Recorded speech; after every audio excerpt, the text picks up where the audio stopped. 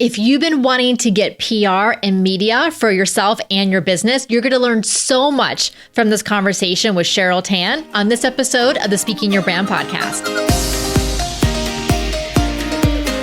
More and more women are making an impact by starting businesses, running for office, and speaking up for what matters. With my background as a TV political analyst, entrepreneur, and speaker, I interview and coach purpose-driven women to shape their brands, grow their companies, and become recognized as influencers in their field. This is Speaking Your Brand, your place to learn how to persuasively communicate your message to your audience. Hi there, and welcome to the Speaking Your Brand podcast. I'm your host, Carol Cox. We're wrapping up the series we've been doing on how marketing is changing and new approaches you can take to more effectively connect with your audiences and with prospective clients. Obviously, we talk quite a bit on this podcast about thought leadership and public speaking and visibility.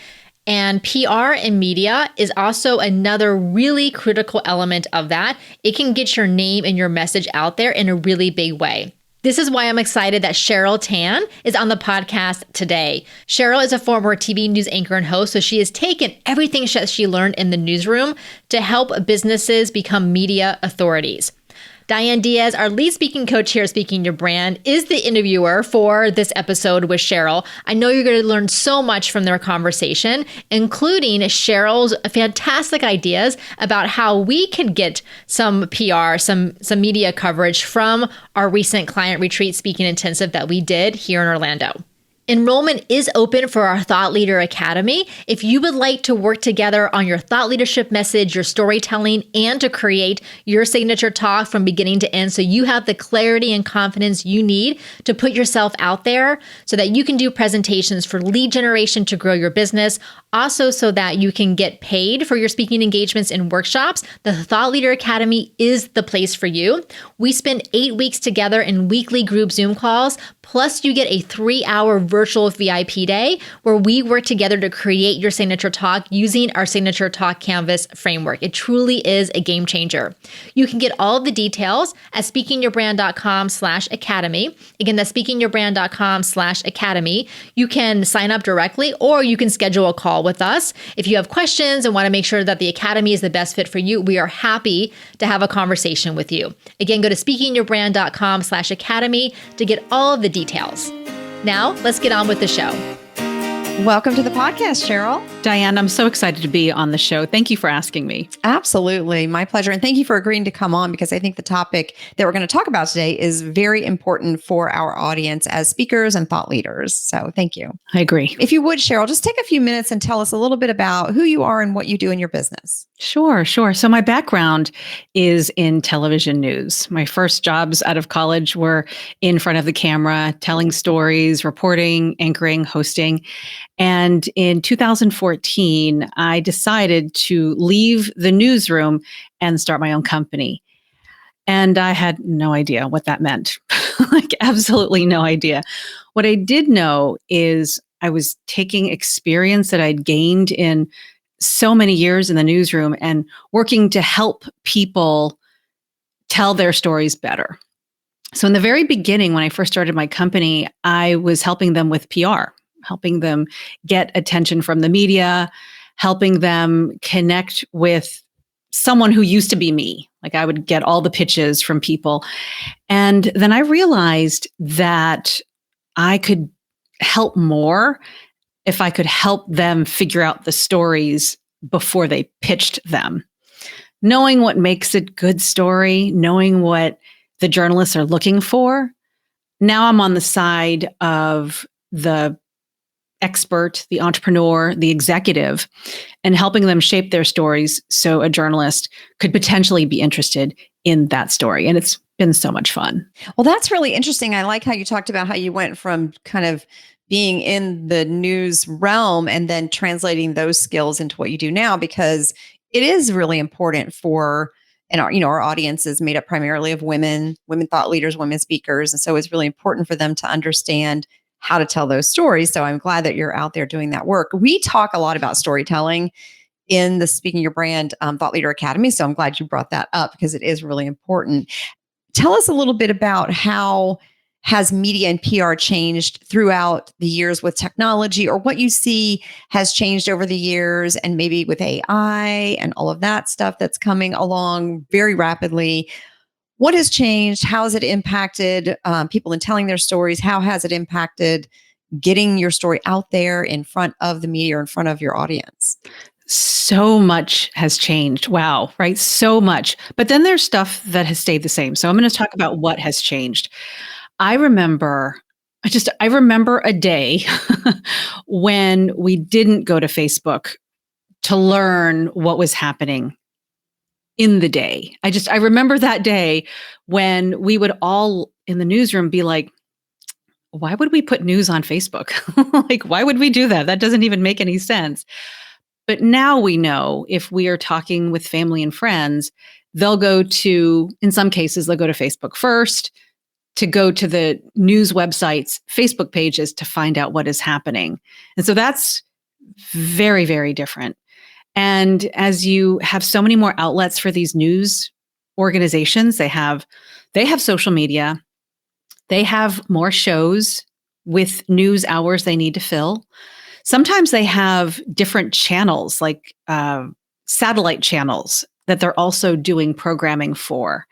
And then you have podcasts and you have radio shows and you have other programming on YouTube. You have other video channels like Roku, and there's so many outlets out there that truly, if you have a story, and I'm sure we're going to talk about this, Diane, but if you have a story, you can make it relevant to that audience. Most likely, there'll be a place for you to share that story. What has not changed is the story. It really has not changed. Maybe as you watch the news, or maybe if you're scrolling through your feed, you're like, why am I getting this? Like, why is this kind of story continuing to pop up in my feed? And you might be wondering, that has to do with algorithms. It is what people are interested in. And so that's a little bit separate. But what hasn't changed is if you have a compelling story and you have a reporter who has an audience, and you figure out a way, we can talk about that later. If you can figure out a way to reach that reporter is still interested. So that hasn't changed. I mean, they're busier than ever. They are way busy. So getting their attention might be a bit of a struggle. But if you have a good story and you have the right person that you're trying to reach, then the chances are way higher that you get the recognition and the airtime, if you will, that you feel like your story deserves. That is so important to understand. I'm glad you mentioned that. Yes, things have changed, but some things have remained the same, and that is having a compelling story. We talk in the Thought Leader Academy about the ideal story ingredients. Ideal is an acronym, so imagery, dialogue, emotion, action, and lesson, right? So there has to be those components to make a story engaging, help it connect with the audience. So when you're talking about having a good story, what do you see as the components that make for a story that is meaningful, not just from the person who's telling the story in their eyes to the audience, but from maybe a reporter's standpoint, a media person? What is it that they are looking for? Because they're trying to appeal to the audience as well. So what are they looking for in stories? So when you're talking about your ideal framework, which is great for a speaker getting in front of an audience and sharing a meaningful story to an audience of 200-300. That's wonderful. And I love your framework. And I think it is so impactful for that speaker. But if you're trying to pitch to a reporter, pitch to a media outlet, we're going to have to put on another hat. That story may or may not be relevant to that reporter. So let's just imagine that you have a reporter who is the business reporter at a local newspaper. That person is looking for a different type of story pitch than someone who is maybe a morning reporter on a local affiliate. But they're still looking at stories as how it benefits their audience. So I think it's really hard when you're saying, okay, well, I've got this really great story. I've done this and I've done that, and my business has done this, or I've managed this, and you're able to create a great narrative for a speech. But what we need to figure out is what your experience has been, how that relates to that morning reporter or that business reporter working for a daily publication or weekly publication. And so that's where I find when I talk with people, there's a little bit of a disconnect. And we can talk through examples and different ways to help them think about it. But that's where I really physically want you to put on a different hat, like put on the hat of that reporter thinking, well, why would my audience of business owners care about this story? Or why would my audience of working moms trying to get their kids to the bus stop, why would they care about this story? Like, why is that important to them? And if we put on that different hat, I think we can think a little bit differently about how our story, meaning, and it could be our personal story or the story of our business, can relate to what that reporter wants to share. That's a great point, Cheryl. I like that you mentioned putting on a different hat because, and I think when we're thinking about story, whether it be for a speaking engagement or for a reporter, you should always think about the audience. What do you want the audience to get out of it, right? So, but let's do that. Let's put on a different hat and let's use me as an example, because I'd love for you to go through an example of how might someone pitch their story in a way that would get the attention of the reporter, but with the frame of reference of why does it matter to the audience? Because that's the ultimate goal, right? So if let's say I'm out there and I want to talk about, let's say Women's History Month, it's Women's History Month. Maybe I want to talk about women using their voice and why that matters, what it does. So what are the angles I can look for? How would I pitch that message to, let's say, a reporter or someone in the media to get their attention and get a story like that around that topic onto some segment on some station? I'm so glad that you brought this particular example up. And I hope it's okay, but before we started our broadcast here, you had mentioned that you were at a live women's event. Yes. Given that it is Women's History Month and there is a raised awareness for that, it is something that had you had the opportunity to do that before it happened, you could actually still do it now, and I'll tell you how. But given that people are more live now than they were 2 years ago, they are more aware of the accomplishments of women and wanting to highlight them. There's a very real story that you could have pitched. So let's go back to the business reporter. That's something where you could say, look, we are gathering women from all over the country in our city. Now you have to do this in your city that you live in. So we're gathering women from all around the country in our city, women that we've been working with for months to help develop their voice. And they're going to get up on stage for the first time to share their stories in front of a live audience. There's potential. I never know if it's going to land. You never know until you know. But it's one of those things where you know that there is a connection with the month. There's Women's History Month.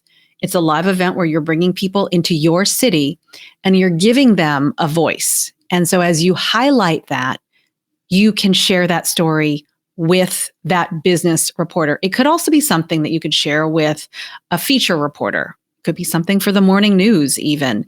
It's a little bit on what I would call a lighter side story. So it's not a hard news story, which is probably a good thing, depending on what you wanted to share. But if you did that, you could then make sure that you connect with those audiences. So if you're connecting with a 5 p.m. anchor, for example, you know that these are perhaps people who are stay-at-home moms, and maybe they're looking to get inspiration from other women who are speaking on stage for the very first time. The other thing I would say is, as you are pitching these stories, to be really clear that, let's say you're doing it now, Diane, as opposed to before, you could say, we got a ton of video. We got a ton of pictures. And even though you couldn't be there live, maybe you shouldn't say that, but you're not going to say that, hey, I didn't do this before, but we just wanted to let you know that we were able to capture some of the best and the most memorable moments. If you're interested in this, I'm happy to share this raw content with you. And you never know. Sometimes it just depending on how you frame it, how you pitch it, it could be something that they could share on their website and maybe not on the air. Because remember, they've got a lot of outlets that they're trying to fill screen time for. And if you pitch it in the right way, it's something they could potentially use. Those are great tips. I might have to do some of that. So thank you for sharing that. But I think more importantly, I think having that example helps our listeners understand how they could take something that they're either planning to do or have done, and then pitch it in a way that is meaningful. And like you said, you don't know how it's going to play until you put it out there, but you're definitely not going to get it picked up if you don't put it out there, right? So it's worth a try. I'm just thinking about for your event that just passed. I mean, a picture of all of your women speakers on stage. That's a powerful image. And it's something that you could attach and just say, look, we have this picture to kind of highlight what we've been able to accomplish in a few short months with the women that we're working with. And as we mentioned earlier, reporters are busier than ever. They have more shows to do, fewer hours, fewer people in the newsroom in many cases to help them. And if your story is compelling and relevant, then they're more likely to pay attention. Doesn't mean that it's going to happen. There's no promises. But if you can make it, and I've created an acronym, you can make it relevant, informative, captivating, and human. So rich, if you have a story idea that is rich, then you have a greater chance. At least in your head, you can make an argument for it. Well, Cheryl, first of all, you have to know, speaking your brand, we love acronyms. So I did know that. I'm so glad you shared that. And that's an easy way to remember too, what the elements need to be that go into the story that you're pitching. You did mention if it's timely and relevant. So with regard to the idea that it's Women's History Month, tell us a little bit about sort of that strategy of picking up on things that are happening culturally and then connecting to those and pitching to media. I think it might be easier to connect it with things that are what we're dealing with on a regular basis. So culturally, it's totally fine. And you can always do that. But as for example, I'm a business owner. Tax season is right around the corner. That happens every year. And you have the opportunity to really connect with a wide audience. And it's not really just for people who do the numbers, right? We are business owners. We are dealing with deductions and figuring out the paperwork and employees and all of the things. And so, those things happen once a year, and that is a little more concrete, if you will. So I think what you were saying earlier is about cultural things. Those are great, but those are also things that can sometimes be pushed aside in breaking news situations. Those are sometimes things that can be cut if time falls very thin, which it always does. So if you have something like taxes, if you have something like rules and regulations, if you can sort of hook what you do to something that affects your time and money, then it could still get cut for time, but you have a greater chance of reaching their ears. And I want to leave this sort of point with one image. So the reporters every day, they have a morning meeting, a morning huddle, and the reporters have to come up with story ideas.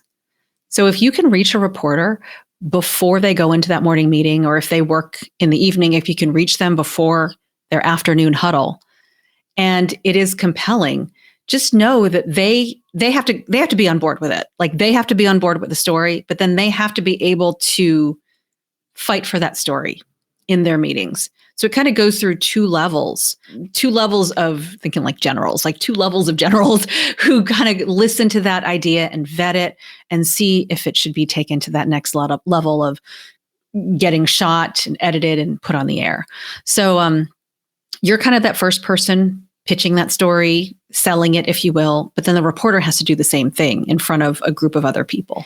Oh, that's good to know. And so, Cheryl, so to that end, do you have any tips for how to identify who the right reporter is, how to reach out to them, pitching them, tips for that? First, watch the news. People are always like, I don't watch the news.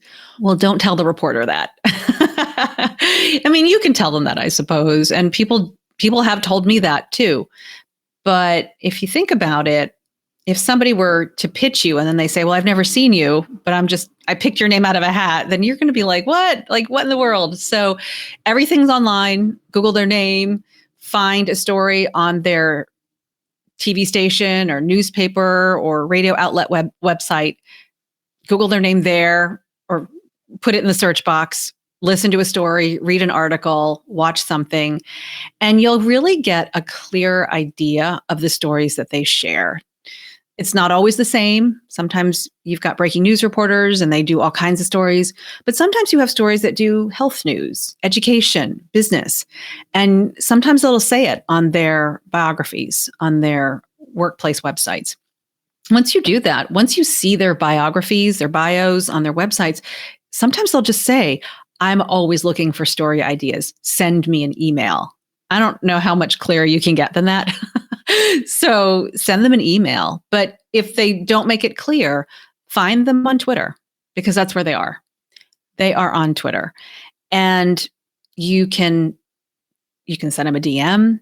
You can try and tag them. I don't love getting tagged, but you can try a DM and just share a relevant story idea through there. But try the email first after you've watched a couple of stories, because then you'll know if your story idea jives with what they normally share to their audience.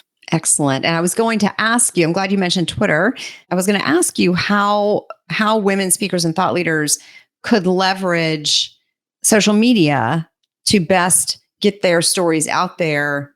So it sounds like Twitter is maybe the top platform to use. Twitter is a great platform. I mean, Facebook and Instagram as well. LinkedIn is starting to become more used. But what I would say before anybody does that outreach is to take a look at your social media platforms that you are using first. It's not to say that you have to have 1 million followers. I'm not really saying that at all. But if you were pitching a story on taxes or a new business that's being launched or something, if you're sharing some sort of story, I would, before I hit send, I would take a look at my profile and see if all of it matches up. If what you're posting matches up with what you have pitched. If the reporter is like, oh, that's kind of interesting, let me see if this is a real human being, that they see that. And, it's also not a bad idea if you are trying to stand on a message to test that message out on social media. You can do that pretty easily, actually, on Twitter. So your platform, in essence, is on Twitter. And then when the reporter sees a pitch, they'll go back to your Twitter and be like, oh, she's already talking about this subject.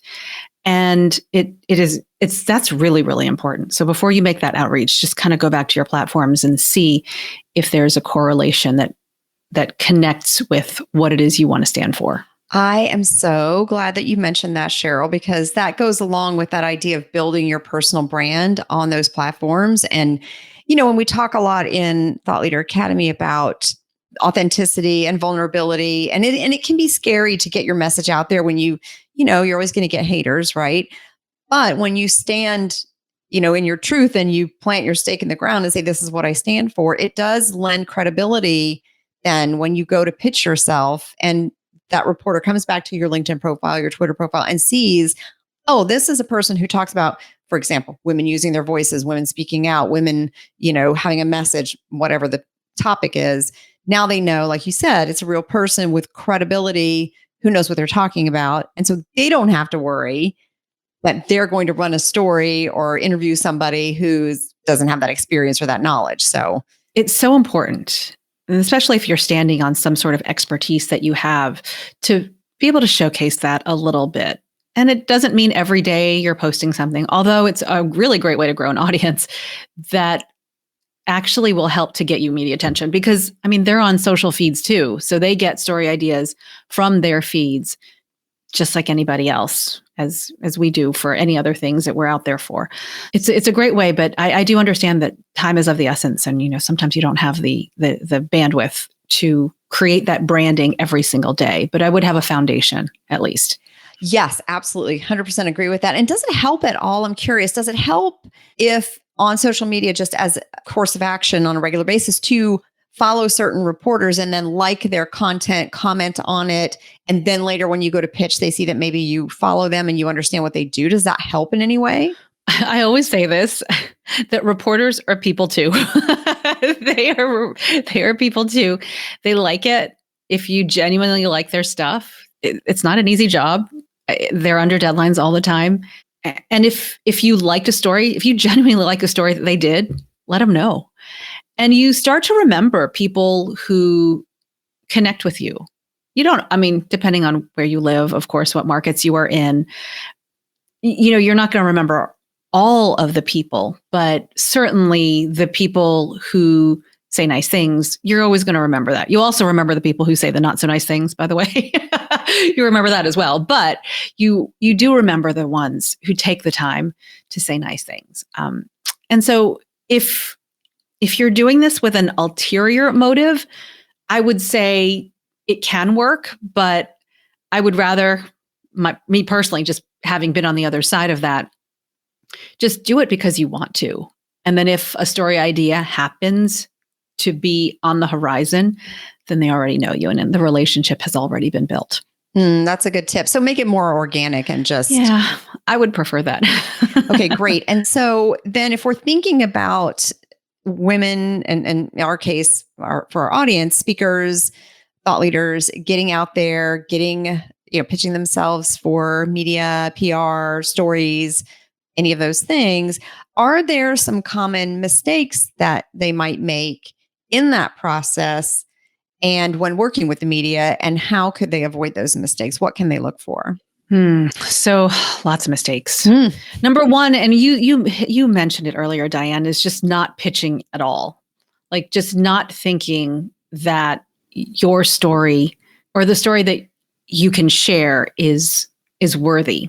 But then the flip side of that is sort of not thinking through how that audience of that reporter will resonate with your story. So I would suggest, since you have such a great community, is if you have a story idea, say it out loud, say it to someone, tell someone and say, hey, I'm thinking, do you think this is a story? And even people who are not journalists, like they can hear a story and be like, I would not care about that. Or that's a great story. I think you should send that over to the news.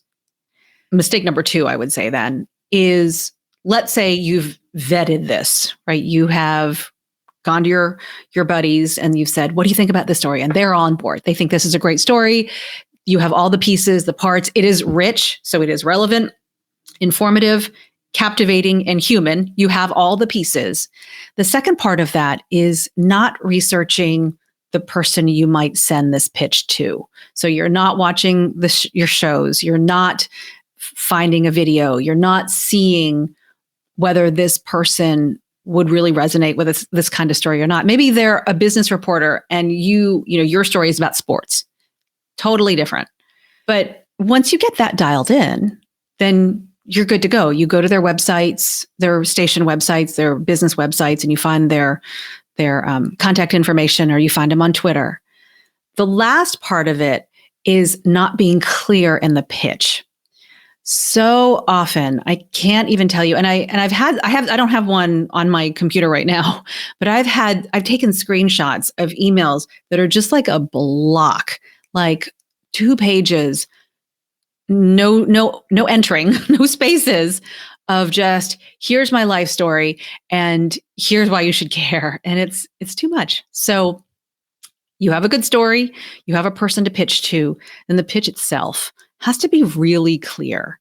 And just go through the who, what, when, where, why now. So who are you? What is it? What are you pitching? Is it an event? Is it something that is timely? Who, what, when? Is it an event there's like, when is it happening? Why? Why is it important? Why now? Why does it matter right this minute? We live in Virginia Beach, and hurricane season is every year, but a certain part of the year. And we're going to be more interested about things related to the outside care of our home in hurricane season more than maybe other parts of the year. Just as not a great example, but as an example nonetheless. No, that's a really good example because I think there's an awareness of is you sort of have to read the room, so to speak, right? And what is happening and then make it relevant to that. So but I like that idea of thinking more like a reporter, right? The who, what, when, where, why, and why now can be super helpful when you're thinking through that idea so that you might avoid those missteps. And I'm curious too, if let's say I'm pitching, but I'm pitching to the wrong person or I'm pitching at the wrong time with the wrong message, and then I don't learn from that, is there a disadvantage to continuing to pitch that way? And they're going to say, oh, you're not really paying attention, so I'm going to dismiss these pitches from you. Well, you just won't hear back. You won't have any idea. So I do have a story of a man, and we have become LinkedIn friends. He pitched me a story. He was one of those block of text kind of people. Block of text, two pages, although on an email you can't really tell. He pitched a story on behalf of his client, as a matter of fact. And I was hosting a business show. Actually, I was hosting a business show, and I was looking for business owners to feature. And so he sent me an email one day. So let's just say it was March 1st. And it was several years ago, but March 1st. Did nothing. It was too much. I didn't read it. I didn't delete it, but it didn't do anything with it. He sent me an email 4 days later, same block of text, did nothing, did absolutely nothing with it.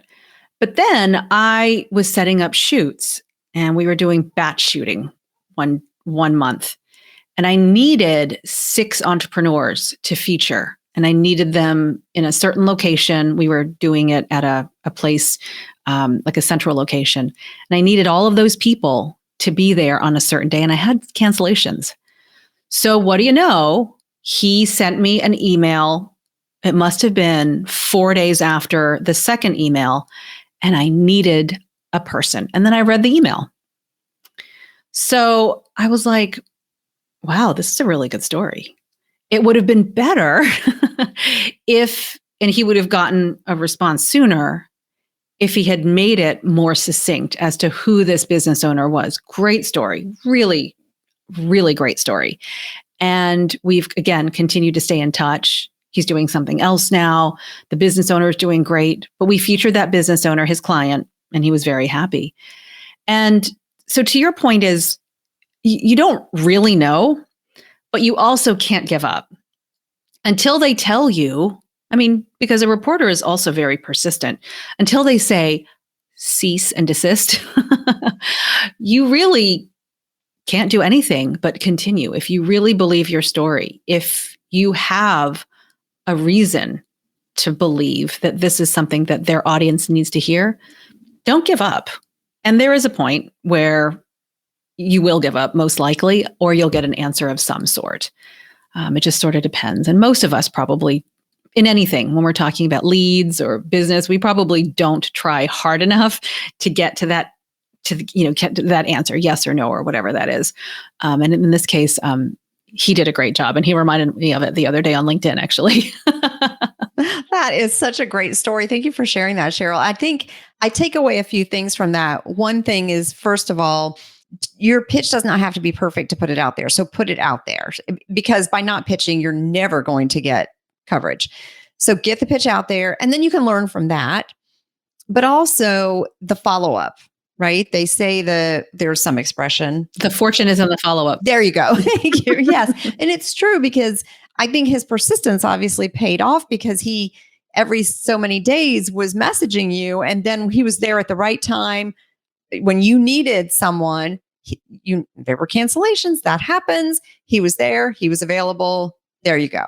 So put your pitch out there, even if it's not perfectly wordsmithed, even if it's not, maybe it's a little off, topic or something, but get it out there, and then follow up to make sure that and no, don't pester the person, but follow up. I always like to follow up like he did, maybe 4 days later, maybe 4 days after that. And maybe the biggest message is, no response is not a no. Very true. Very, very true. Right. And there are seasons too, unless it is a timely kind of thing, unless it's like an event that passes and then that's done. I follow up months and years later in many cases. I do that with my clients. I definitely do that with reporters because their job is to sort of remember all of that, to remember relationships, because that's where they're going to get their next story. That is good to know. So let's say I pitch a story and the reporter's like, oh, this is great. And then they want to interview me on camera. Now, how important would you say is media training for our audience, for speakers, thought leaders, women who want to get their message out there, and then they're pitching themselves? Yes, they've got this great story, but now they have to be on camera and be interviewed, which is different than speaking to an audience. How important is media training? And do you have any tips that you can share for that? Definitely. First of all, don't say no. Like, I know you're scared.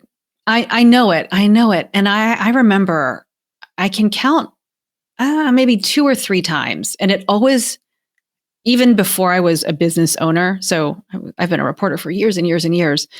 And I've interviewed thousands of people. And it doesn't happen often, but it's happened 2 or 3 times where, and they're usually women, they'll say, and not that they had anything else to do. So, I mean, if they're busy, like literally somewhere else, they just can't make it happen. I've had a couple of people say, I have to get my hair done. I can't do it. Please don't say no, because you just don't know if they're going to come back, especially with different things that happen in the news. They may not come back. And I never went back because we had another morning meeting the next day and they were like, we've moved on. We have another story. We have another priority. So don't say no. In terms of media training, I would say that what you're doing in your community is helping to prepare. It's really helping to prepare them. It really is. It's helping them to think clearly, helping them to get rid of filler words, helping to organize thoughts, to tell stories.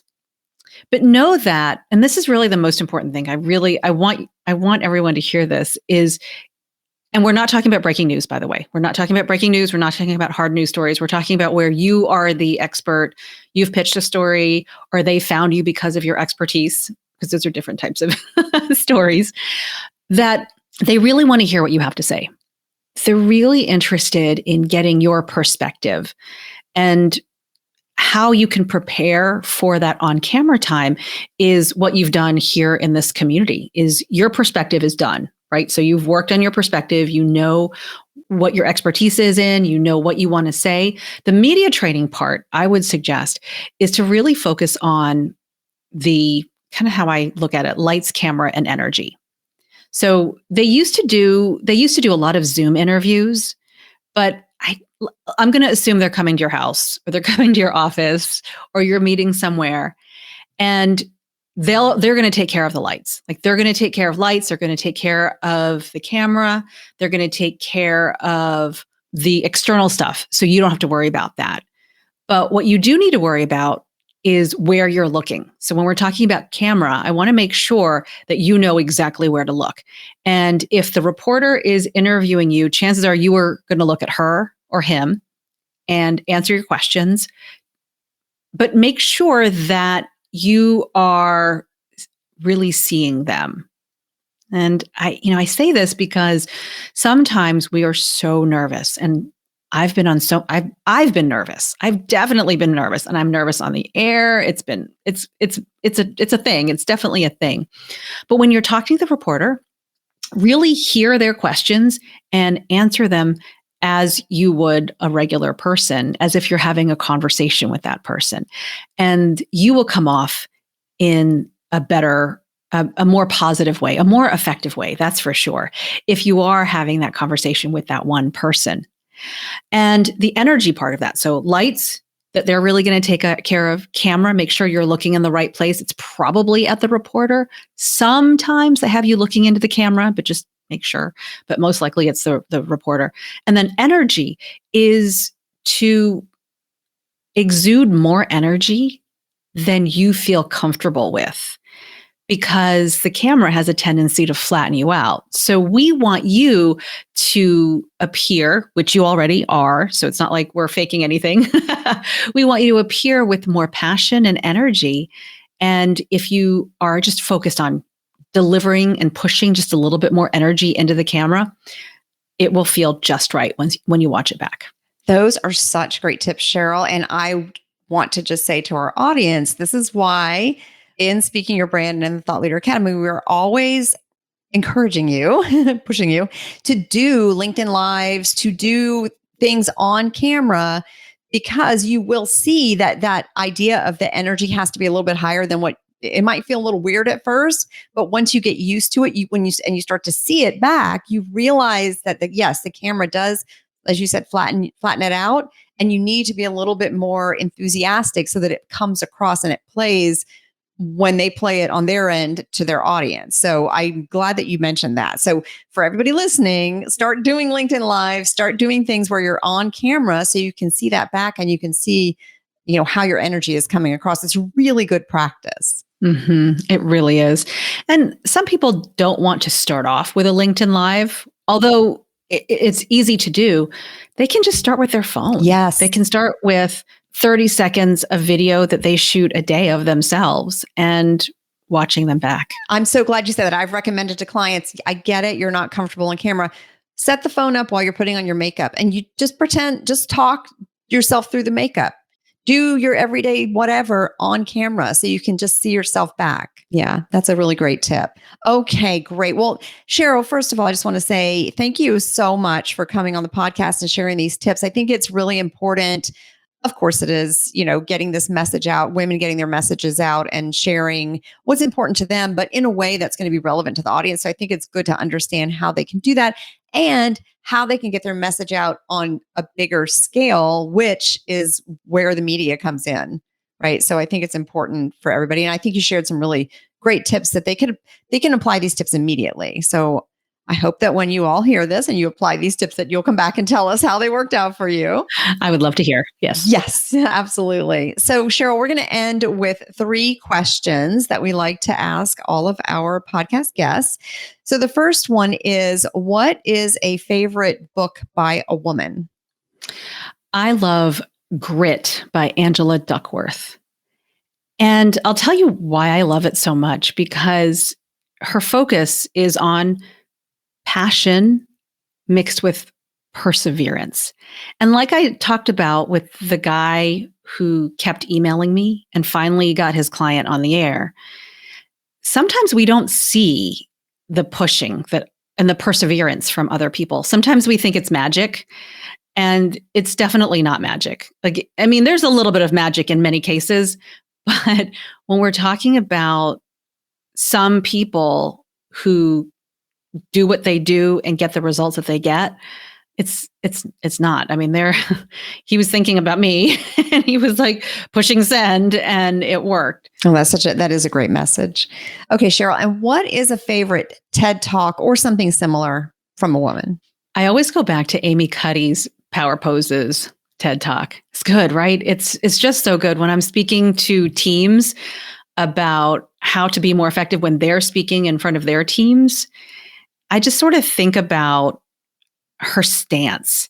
And I will say that in the very beginning, I didn't really like that idea of that being enough. I always thought, well, you have to get the 10,000 hours in and all of that.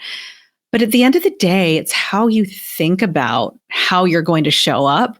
And I think her power poses really make that clear for me now. That's one of our favorite TED Talks at Speaking Your Brand. So I'm glad you mentioned that. Okay. And finally, do you have a favorite quote from a woman? I do. It's from Maya Angelou. And I'm sure you've heard this. I know you have, is that people will forget what you said. People will forget what you did, but people will never forget how you made them feel. And that's the power of your story. It's the power of all the things that you say and how you say it. Yeah, that's really good. We love Maya Angelou too. And yes, I think that quote can apply to pretty much everything we do in business and in our lives, right? Because it's about how we make people feel. So thank you for sharing that. All right, Cheryl. Well, tell our audience, if you would, tell them how they can get in touch with you.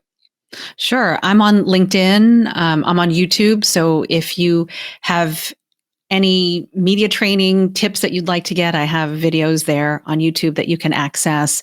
Probably those two are the best places to reach me. I'd love to connect with you on LinkedIn if you're on there. Fantastic. And your website is? CherylTanMedia.com. Fantastic. Well, Cheryl, thank you so much for taking the time to come on the Speaking Your Brand podcast, for sharing your knowledge and your experience and giving our audience really amazing tips that I think will take their message to the next level and help them have a bigger impact.